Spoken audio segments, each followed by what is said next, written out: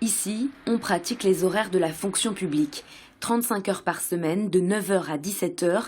La consultation vous coûtera 23 €. Au-delà, il faudra y ajouter de 3 à 10 €. C'est le dépassement pour exigence du patient, c'est-à-dire des consultations longues, à motifs multiples ou nécessitant de l'administratif. Il est remboursé par les mutuelles. Ça fait des années que la consultation médicale n'a pas été revalorisée. La lettre clé est à 23 € depuis 2007. En net, il nous reste à peu près 40 € de l'heure, puisqu'on va parler en tarif horaire. Si on veut avoir une structure correcte pour accueillir les gens, un secrétariat pour fonctionner correctement, et une structure qui nous laisse du temps médical, c'est plus viable. Un mouvement tarifaire né dans le Morbihan et bien compris des patients selon les médecins.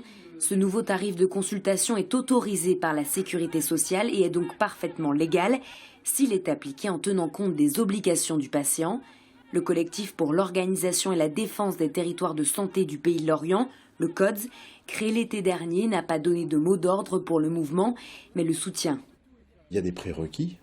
Il faut que le médecin ait informé son patient dans la salle d'attente, il faut qu'il y ait un affichage. Ces dépassements pour exigence de la part du patient ne sont pas remboursés par la Sécu, sont tolérés quand elles sont facturées par le médecin. Et une dernière chose, il faut que ces dépassements pour exigence soient effectivement motivés.